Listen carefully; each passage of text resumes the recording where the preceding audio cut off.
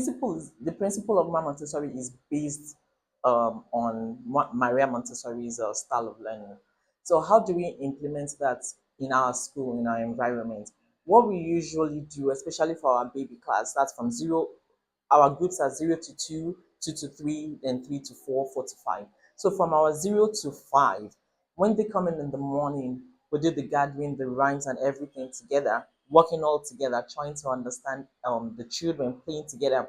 So in the midst of that group, it's easy for the caregiver, the teachers, the educators to understand each child, and having realizing that the capability of each child or the children in the group, we are able to personalize a curriculum. And when I mean personalize, that doesn't necessarily mean one child, one curriculum, but it's easy to group a personalized curriculum for, let's say, for example, we have an age group of 2 to 3, we have about 6 children or 6 individuals in that group that needs to work at a particular pace, then we can prepare a personalized curriculum for those set of individuals and work with them.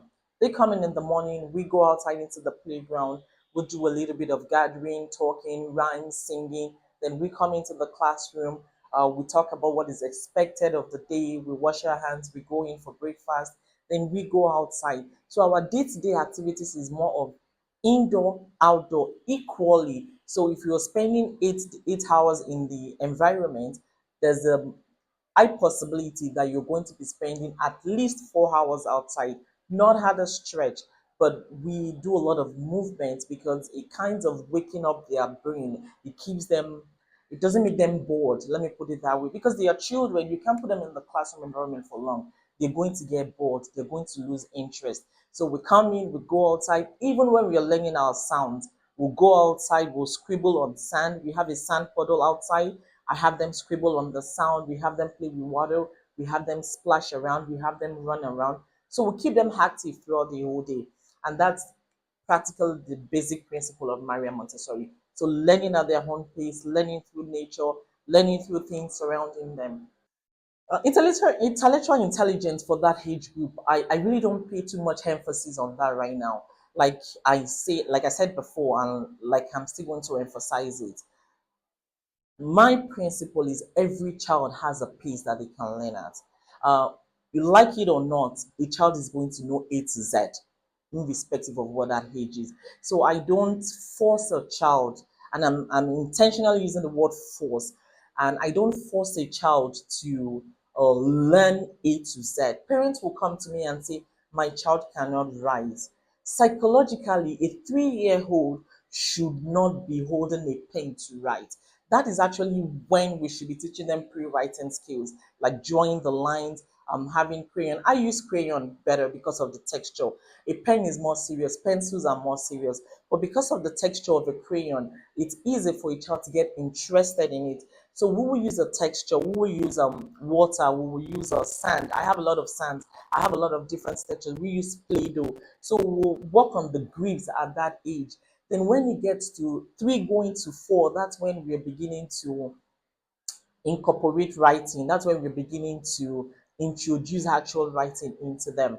And when it comes to how do we deal with attention deficiency in children, we have children on the spectrum in our facility, and we have children with high attention skills.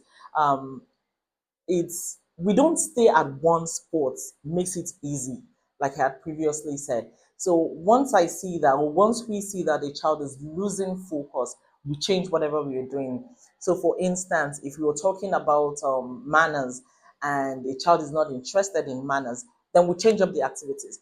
Then we get back into something else to get that child engaged. Then we come back into manners. So as long as it's not a prolonged activities, then regardless of a child losing attention from ages 0 to 6, the attention span most times are very short.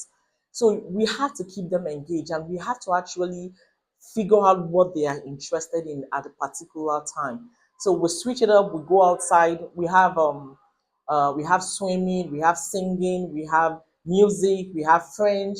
We have a lot of things that we can actually engage them in that can work with the attention deficiency, as we may call it. It's been working. This is our 3rd year, and it's been honestly working. We have children that have started with us from as young as 3 months, and they're still with us, and there's been amazing improvements.